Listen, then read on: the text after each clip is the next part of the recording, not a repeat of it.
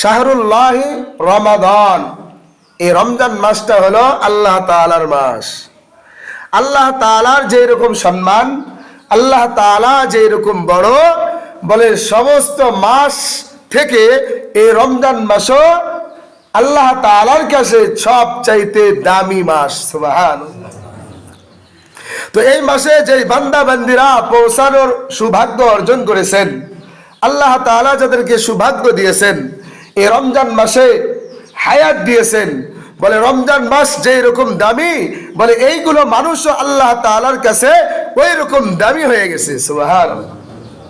দামি মানুষই তো দামি জায়গায় যাইতে পারে, ঠিক না? যে জায়গায় মন্ত্রীদের মিটিং হয়, আপনাকে আমাকে যাইতে দেবে? কখনোই না। কেন? ওখানে যাইতে হলে ওই রকম যোগ্যতা দরকার, ওই রকম সম্মানওয়ালা মানুষ দরকার। আপনি আমি ওই রকম নয়, বিধায় আপনাকে আমাকে ওইখানে জায়গা দেওয়া যাবে না। তো আল্লাহ তাআলার মাস রমজান মাস, আল্লাহ তাআলা যাদেরকে পছন্দ করেছেন তাদেরকে আল্লাহ তাআলা হায়াত দিয়েছেন। হায়াত দিয়ে এই রমজান মাসে আল্লাহ তাআলা আমাদেরকে পৌঁছাইয়া দিয়েছেন। সুবহানাল্লাহ। তো এই রমজান মাস যেহেতু দামি মাস, রমজানের রোজাটাও ওই রকম আল্লাহ তাআলার কাছে দামি। এই দামি জিনিসটা আমি আপনি পালন করব, বলে এই দামি জিনিসটা ঠিক রাখতে গেলে এই দামি জিনিস যেন ফাটল না ধরে, এই দামি জিনিস যেন নষ্ট না হয়ে যায়। একটা গাবলা লেছেন, একটা আপনার ঢাল লেছেন, যুদ্ধের ময়দানে গেছেন, বলে সেখানে গিয়ে যদি আপনার ঢালটা ফেটে যায় তাহলে আপনাকে রক্ষা আর কে করবে? আপনি বিপদে পড়ে যাবেন না? আমি বিপদে পড়ে যাব। যুদ্ধের ময়দানে যে এরকম ঢাল দরকার, ঢাল নিখুঁত থাকতে হবে, এরপরে আপনি প্রতিরোধ করতে পারবেন। অনুরূপ ভাবে আল্লাহ তাআলা বলেছেন যে রোজাদারদের জন্য জাহান্নাম থেকে বাঁচার একটা পদ্ধতি, একটা জিনিস আমি আল্লাহ তাআলা দিলাম, সেটা হচ্ছে রমজান মাসের রোজা। সুবহানাল্লাহ। এটা হচ্ছে মুসলমানের জাহান্নাম থেকে রক্ষা পাওয়ার একটা হাতিয়ার আল্লাহ তাআলা দিয়েছেন।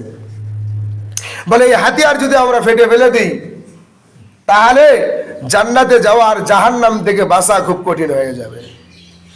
যুদ্ধের ময়দানে যেরকম বিপদে পড়ে যাবেন, বলে জাহান্নাম থেকে বাঁচতে গেলে ওই যেই ফাটা যে একটা আপনাকে এই হাতিয়ার দেওয়া হয়েছে, বলে এই ফাটা হাতিয়ারের ভেতর দিয়ে আগুনের ফিঙ্কে আসবে। এই জাহান্নামের আযাব এই ফাটা দিয়েই আপনার আমার কাছে পৌঁছে যাবে। এটা এমনি বোঝানোর জন্য আল্লাহ তাআলা বলেছে। এই জন্য আপনার আমার রোজা যদি নষ্ট হয়, রোজা নষ্ট হয়ে যায় অনেক কারণে। তো এইগুলো যেন আপনার আমার রোজা নষ্ট না হয়ে যায়, এই দিকেও সতর্ক হতে হবে। অপর দিকে আমার রোজা যেন হালকা না হয়ে যায়, আমার রোজা যেন দুর্বল না হয়ে যায়, এদিকেও সতর্ক থাকতে হবে। আপনার আমার রোজা যেন পরিপূর্ণভাবে একটা রোজা আল্লাহ তাআলার কাছে আমি পেশ করতে পারি, এইভাবে আপনাকে আমাকে রোজা রাখতে হবে। আর এই রোজা যদি আপনি পরিপূর্ণভাবে রাখতে চাই, তাহলে আপনাকে আমাকে 6টি জিনিস থেকে বেঁচে থাকতে হবে। কয়টি? 6টি। এই 6টি জিনিস থেকে যদি, কাজ থেকে যদি আপনি বেঁচে থাকতে পারি, তো ইনশাআল্লাহ আপনার আমার রোজা পরিপূর্ণভাবে আল্লাহ তাআলার কাছে আপনি পেশ করতে পারবো ইনশাআল্লাহ। এই মাসটা হলো ধৈর্য ধারণের মাস। আর যে ব্যক্তি ধৈর্য আর সবর ইখতিয়ার করে, আল্লাহ তাআলা তার জন্য পুরস্কার কি রেখে দিয়েছেন? সর্বোচ্চ যে পুরস্কার আল্লাহ তাআলা রেখে দিয়েছেন সেটা হচ্ছে জান্নাতুল ফিরদাউস। সুবহানাল্লাহ। এই রমজান মাস কিসের মাস? ধৈর্যের মাস। ধৈর্য সারা রোজা করতে পারবেন না। এই রোজা রাখতে গেলে কত বড় বাহাদুর হওয়া দরকার, আর কত বড় ধৈর্যশালী একজন মানুষ হওয়া দরকার। আপনার মুখের সামনে সবকিছু ঘুরতেছে, খাবার, কিন্তু খাইতেছেন না। বরঞ্চ যদি হঠাৎ গিয়েও চলেও যায়, মুখের ভিতরে তাকে আমরা আবার ফেলে দিই। এটা কম ধৈর্যের দরকার। এই জন্য ধৈর্য অর্জন করতে হবে। এই ধৈর্যের মাধ্যমে আল্লাহ তাআলা আপনাকে আমাকে কি দেবেন? জান্নাত দেবেন। সুবহানাল্লাহ। তাহলে আপনার আমার রোজাটা কি দরকার? পরিপূর্ণ হওয়া দরকার। এই রোজাটা কি আপনার আমার উপরেই শুধু আল্লাহ তাআলা ফরজ করলেন, নাকি অন্য অন্য যুগেও অন্য অন্য নবীর সময়ও এই রোজাটা ছিল? রোজা ছিল, কিন্তু ব্যাপক এক মাস রমজান মাস রোজা ছিল না। অন্য অন্য নবীরা পুরো বছর রোজা করেছেন 2 ঈদ বাদ দিয়ে। ঈদুল ফিতর শাওয়াল মাসের 1ম তারিখ আর জিলহজ মাসের 10 তারিখ, এ বাদ দিয়ে পুরো মাসই রোজা রাখছেন নবীরা। অন্য নবী আবার প্রত্যেক মাসের 3টা করে রোজা রাখছেন, আইয়ামে 20 যাকে বলা হয়। এইরকম ভাবে আস্তে আস্তে আমাদের নবী সাল্লাল্লাহু আলাইহি ওয়াসাল্লামের কাছে এসে এই রমজান মাসের আগে জরুরি ছিল কোন রোজা? আশুরার 10 তারিখের রোজা।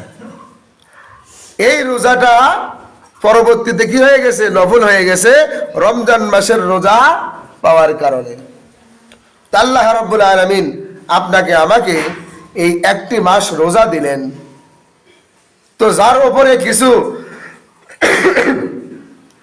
নিয়ম কানুন আমরা ধার্য করব, তো তাকে একটু এইগুলো নিয়ম কানুন মেনে চলার জন্য, তার উপরে যে এই আমলটা আমি দিলাম, এই কাজটা দিলাম, তাকে তার কাজটা হালকা বোঝানোর জন্য অতীতের কিছু এইরকম ভারী ভারী অন্যরাও করে গেছেন।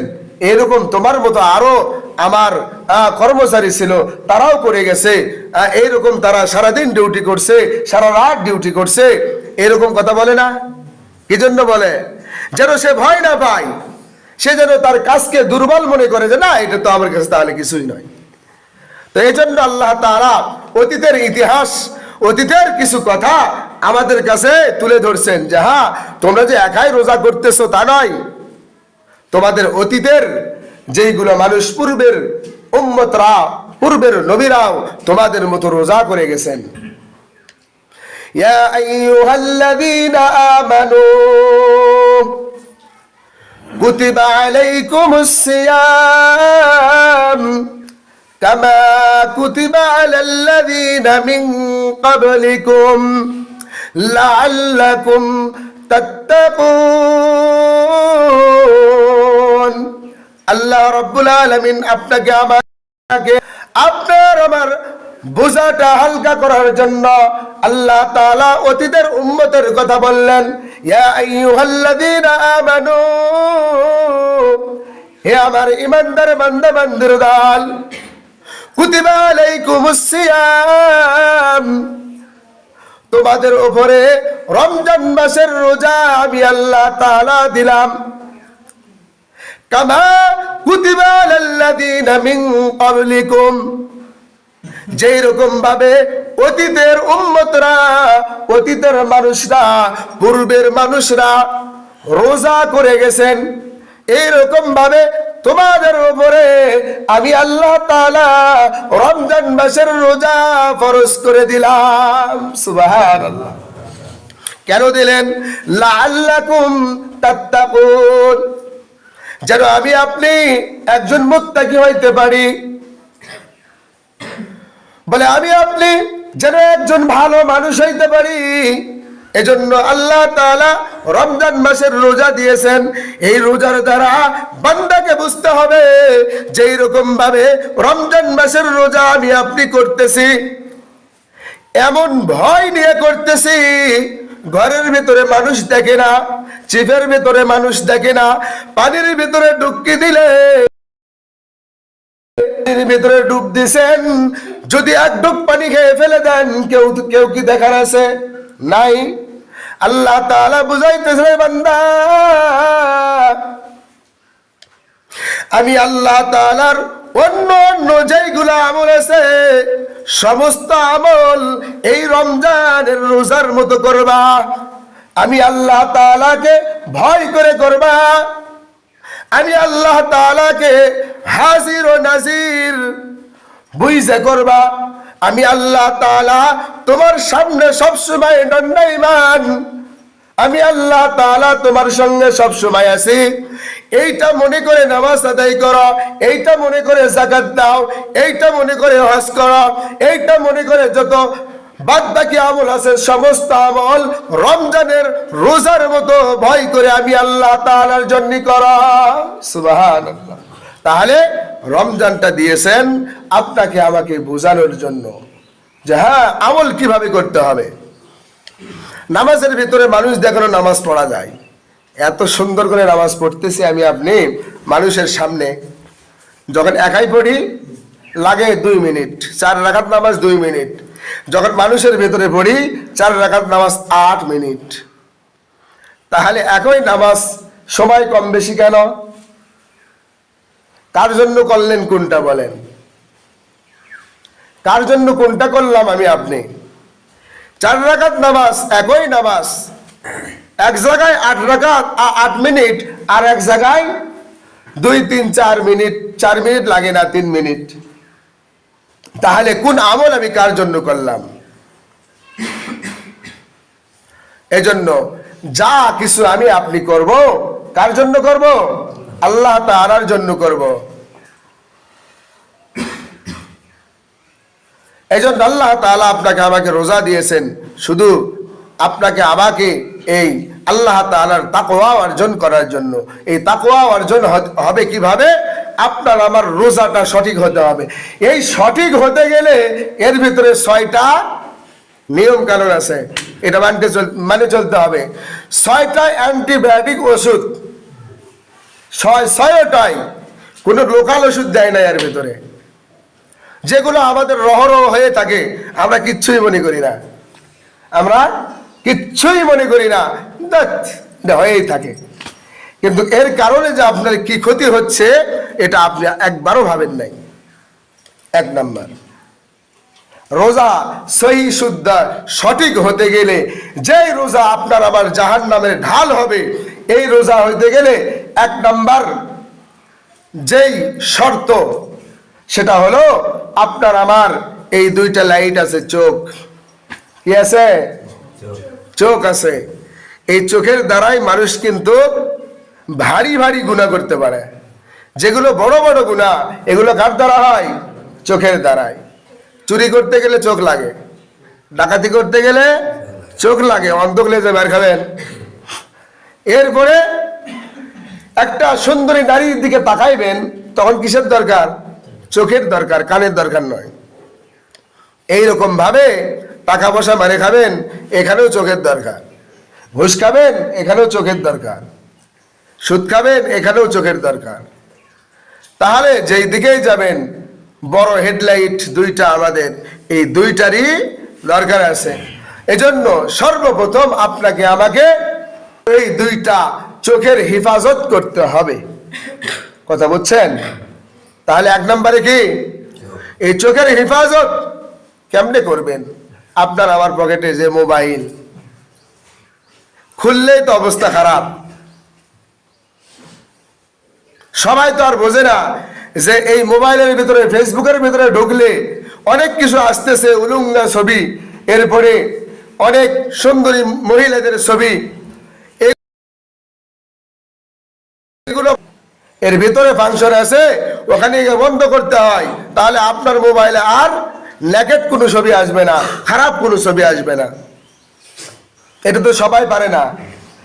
খুললেই আপনার আমার চোখের গুনাহ শুরু, তো জিনার গুনাহ হয়ে যাচ্ছে। তো এই বিশেষ করে মোবাইল থেকে রোজা রাখবেন, মোবাইল থেকে একটু বাঁচার চেষ্টা করবো ইনশাল্লাহ।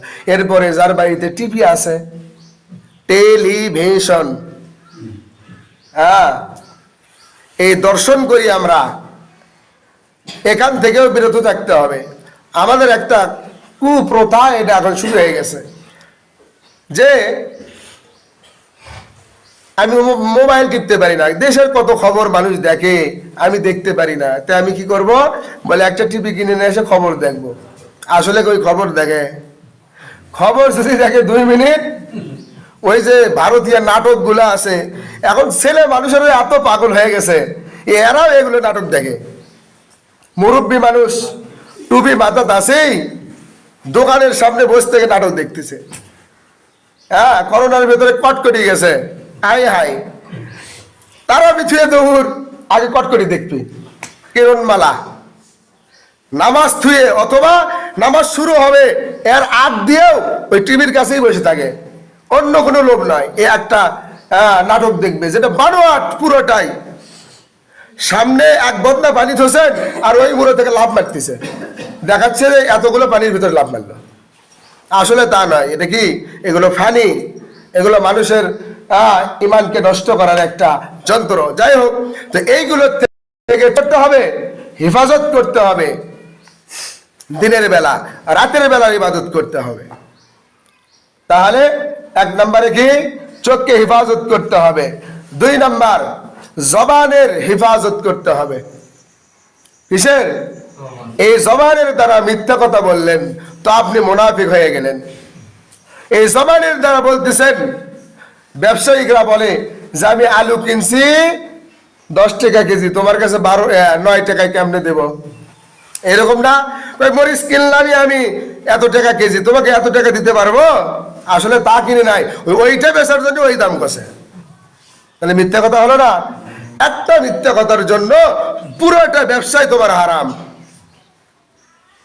আর যেই শরীরের ভিতরে হারাম ঢুকবে, আল্লাহর রাসূল বলেছেন ওই শরীর জাহান্নামে প্রবেশ করবে, জান্নাতের ঘেরান পর্যন্ত তার নাকের ভিতরে যাবে না।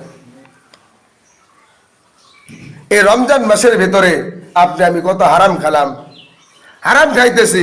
এই জন্য মুফাসসিরিনে ইকরাম একটা মাসআলা বের করেছেন রমজান মাসে বাঁচার জন্য, সুদখোরদের জন্য। যারা সুদখোর তাদের জন্য, যারা হারাম খায়, একটা মাসআলা বলে, তো রমজান মাসের ভিতরে তোমার যেগুলো টাকা আছে ওগুলো ভিন্ন করো। তোমার রমজান মাসে 30,000 টাকা লাগবে সংসার চালাইতে, এই 30,000 টাকা একজন থেকে ধার নাও। কি নেন? 1 মাসের জন্য ধার নেবেন। 1 মাসের জন্য ধার নাও, নিয়ে এই টাকা দিয়ে তোমার সংসার চালাও এই 1 মাস। বলে এই টাকাটা কর্জে হাসানা, করজ দেওয়াও সুন্নত, নেওয়াও সুন্নত, কিন্তু সুদ এসে সব হেরে গেছে। আর চাইতে হয় না, আপনার বাড়িতে এসে খুঁজে খুঁজে দেয়। করজে হাসানা সুন্নত শেষ, হারাম ঢুকে। এই জন্য বলেছেন যে করজ নিয়ে তোমার সংসার চালাও 1 মাস, এরপরে রমজান বাইরে হয়ে গেলে টাকা পরিশোধ করে দাও। অন্তত 1 মাস তো আপনি হারাম খেলেন না, হারামত থেকে বেঁচে গেলেন। এই জন্য এই মাসআলাটা বড় বড় যারা আলেম আছে, মুফাসসির আছে, মুহাদ্দিস আছে, গবেষক আছে, তারা এই মাসআলাটা বের করেছেন। আমার পেটের ভিতরে হারাম ঢুকলে রোজা তো হবেই না, গুনাহ তো হতেইছে। যে রমজান আসছে আপনার আবার গুনাহ জ্বলে পুড়ে শেষ করে দেওয়ার জন্য, সেই রমজানে যদি গুনাহ করি তাহলে কি হলো? এই জন্য গুনার থেকে আপনাকে আমাকে বেঁচে থাকতে হবে। জবানকে কি করতে হবে? হেফাজত করতে হবে। 3 নাম্বার, কানের হেফাজত। যত গান বাজনা আছে, গালি গালাস, এই যেখানে গালি গালাস আছে সরে যান, বাস আপনার কর্ণকে হেফাজত করেন। সংক্ষেপে বলতেছি, 4 নাম্বার, শুধু এই 3 আমলই নয়, আরো অন্য অন্য অঙ্গ প্রত্যঙ্গ আছে, এইগুলোকে কি করা? হেফাজত করা গুনাহের কাছ থেকে। এরপরে 5 নাম্বার, অতি ভোজন না করা, মানে বেশি না খাওয়া। বেশি খাইলে শক্তি আসবে, যৌবন বেড়ে যাবে, বাস অকাম শুরু। জিনাহের কাজ, গুনাহের কাজে শক্তি বেড়ে যাবে, এজন্য অল্প খান। এরপরে 6 নাম্বার, আল্লাহর কাছে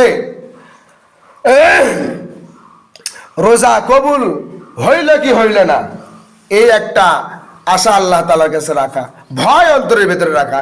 আমার রোজা কবুল হইতেছে কি হইতেছে না, আল্লাহ মাফ করে দাও, রোজা আমার কবুল করে নাও। এই 5টা কাজ, 6টা কাজ যদি আমি আপনি করতে পারি। 1 নম্বরে কি কাজ? চোখকে হেফাজত করা। 2 নম্বর জবান। 3 নম্বরে কান, না আরো 4 নম্বরে হলো আরো অঙ্গ প্রত্যঙ্গ যেগুলো আছে সব অঙ্গ প্রত্যঙ্গ কি করা, হেফাজতে রাখা। 5 নম্বরে হলো অল্প খাওয়া, বেশি না খাওয়া, যতটুকু খাইলে হবে এতটুকু খাওয়া। 6 নম্বরে হলো আল্লাহ তাআলার কাছে ভয়ে ভয়ে থাকা, যে আল্লাহ আমার রোজা কবুল হইতেছে কি হইতেছে না, আল্লাহ আমার রোজা কবুল করে নেন। এইরকম ভাবে এই 6টা জিনিস যদি আমার ঠিক থাকে, তো আল্লাহর রহমতে এই রোজাটাও আমার আল্লাহ তাআলার কাছে কবুল হয়ে যাবে। আল্লাহ তাআলা বলবে, বান্দা আসো আমার কাছে আসো, ইরজিই ইলা রাব্বিকি রাদিয়াতাম মারদিয়া, বান্দা তুমি আমার আমি তোমার। সুবহানাল্লাহ। এজন্য আল্লাহ তাআলা আমাদের সবাইকে এই 6টি আমল, 6টি